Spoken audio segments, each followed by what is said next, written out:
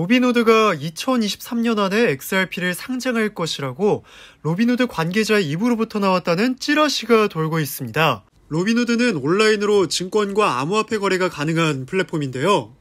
증권 거래가 플랫폼의 메인 역할을 담당하고 있고 나스닥에도 상장이 되어 있는데 얼마 전에는 SEC가 코인베이스를 기소하면서 미등록 증권이라고 했었던 카르다노, 솔라나, 폴리곤을 거래소에서 상장 폐지했을 정도로 암호화폐 상장과 유지에 매우 신중한 포지셔닝을 취하고 있는 플랫폼이라고 보시면 될 것 같습니다. 지난 8월 초 알파벳이 90%의 로빈후드의 지분을 매각했다면 캐시우드의 아크인베스트먼트는 알파벳이 매각한 로빈후드의 지분을 차근차근 사들이고 있는 상황인 만큼 미국 내 입지가 굵은 플랫폼이고 특히 온라인 플랫폼인 만큼 거래의 편의성 때문에 젊은 사람들에게 접근성이 좋은 것으로 알려져 있습니다. 그런 만큼 로빈후드에서 XRP가 상장이 된다고 하면 유동성 증가 측면에서 호재가 될 수 있을 것이라고 생각이 됩니다. 이게 정말 로빈후드의 관계자 입에서 나온 것인지 아니면 단순 소문인지 아직까지 구체적인 정보가 없지만 제 개인적인 생각으로는 출처가 어디가 되었던 간에 그 배경은 SEC가 얼마 전에 중간항소 신청서를 제출하면서 XRP 자체가 증권이 아닌 디지털 자산이라는데 이의를 제기할 생각이 없다고 했던 만큼 로빈후드 입장에서는 XRP를 상장하지 않을 이유가 없다고 생각합니다. 왜냐하면 SEC가 카르다노, 솔라나 그리고 폴리곤 등을 미등록 증권이라고 했기 때문에 상장 폐지한 만큼 증권이 아니다라고 한 XRP는 당연히 상장하는 데에 주저할 필요가 없겠죠. 2023년 이내라고 소문이 돌았으니 우선적으로 로빈후드로부터 어떠한 새로운 소식이 들려오는지 지켜보는 게 좋을 것 같습니다. 브래드 갈링하우스와 크리스 라센이 토레스 판사가 2024년 2분기 재판 일정을 잡을 것이라는 명령을 내린 것에 대해서 2024년 4월 1일에서 14일까지는 재판을 받을 수 없다고 통보를 했습니다. 또한 리플을 대변하는 변호인이 미국 법원의 공식 요청서를 통해서 리플 측 변호인으로 새로운 변호사 2명의 위임을 허가해 줄 것을 밝혔는데 브래드 갈링하우스를 위한 2명의 새로운 변호사인 만큼 내년 2분기의 재판을 철저하게 준비할 것으로 보입니다.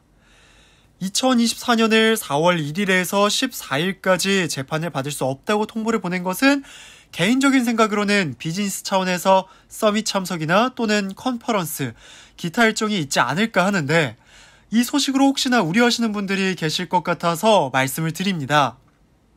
실제로 호주 중앙은행은 보고서를 통해서 CDBC 파일럿 프로그램을 완료했고 복잡한 결제나 자산 토큰화 등 주요 영역에서 CDBC가 유용하다는 것을 확인했다고 공식적으로 밝힌 만큼 CDBC에 대한 필요성이 점차 증가하고 있다는 점은 XRP에게는 좋은 소식인 것 같습니다.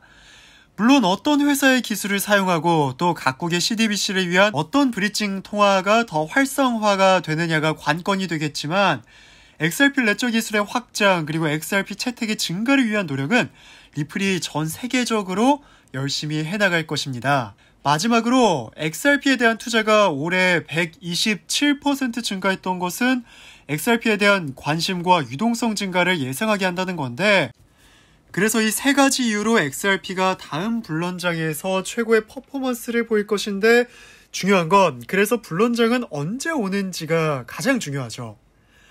먼저 암호화폐 대장주 역할을 하는 비트코인이 우선 좀 움직여줘야 하는데 현재 규제기관과 암호화폐 업계의 소송 싸움으로 법원도 예민한 것인지 그레이스케일과 SEC의 비트코인 현물 ETF에 대한 소송 판결이 아직 나오지 않고 있습니다. 여러 전문가들이 15일이면 나온다, 오늘 안에 나올 것이다 등등 많은 예측이 쏟아지고 있지만 이 판결이 업계에 많이 영향을 끼쳤을 것이라는 것을 법원은 잘 알고 있기 때문에 그 판결에 대한 준비를 좀 더 촘촘히 하고 있을 것 같아요. 우리가 리플과 SEC 소송에 대한 약식 판결 일정을 기다리면서도 수많은 예측을 했었는데 큰 범위 내에서는 일정 부분 맞았으나 어쨌든 우리가 예상치 못한 날에 판결이 나왔듯이 그레이스케일의 소송건도 우리가 예상하지 못한 순간에 그 결과가 나올 수도 있을 것 같습니다. 중요한 건 그 시일이 얼마 남지 않았다는 거고 그레이스케일이 승소한다면 비트코인 현물 ETF 승인에 대한 타임라인이 앞당겨짐과 동시에 비트코인에 대한 호재가 알트코인에게도 일정 부분 영향을 미칠 것이라고 기대를 해봅니다. 인플레이션 목표치를 2%가 아닌 3%에 두어야 한다는 이야기가 끊임없이 나오고 있는 가운데 한 미국 의원은 물가 상승률 2%라는 목표는 과학적인 근거가 아니고 연준의 정치적인 판단일 뿐이라고 얘기를 하면서 2%라는 수치에는 어떠한 의미도 없다고 밝혔습니다. 암호화폐 투자자라면 동시에 증시 투자자일 것이고 다양한 포트폴리오를 가지고 계신 만큼 거시경제에 대해서는 관심을 가지시는 것이 중요할 것 같습니다. 현재 연준이 2%의 물가 상승의 목표를 두고 계속해서 금리 인상을 하고 있는데 고용시장이 아직까지 굳건하기 때문에 실물 경제에 끼치는 영향이 적을 것이라는 생각과 함께 추가적인 금리 인상에 대해서 계속해서 열어놓고 고민 중에 있는 것으로 보입니다. 연준의 전문가들이 구성되어 있고 또 한 사람의 결정이 아니라 다수의 위원들의 투표에 의해서 금리 인상의 결정이 되는 만큼 고심 끝에 나온 이 결정이겠지만 우리가 지난 닷컴 버블 당시 연준이 신속히 금리를 인하를 했음에도 불구하고 금리 인하 시점보다 실물 경제가 금리 인상으로 인한 피해가 먼저 시작됐기 때문에 사실 금리 인하 효과를 바로 나타나기 어려웠고 결국 경기 침체를 겪었습니다. 그래서 제가 드는 생각은 통화정책 관련해서는 적절한 타이밍이라는 것이 그만큼 중요한 것 같은데요.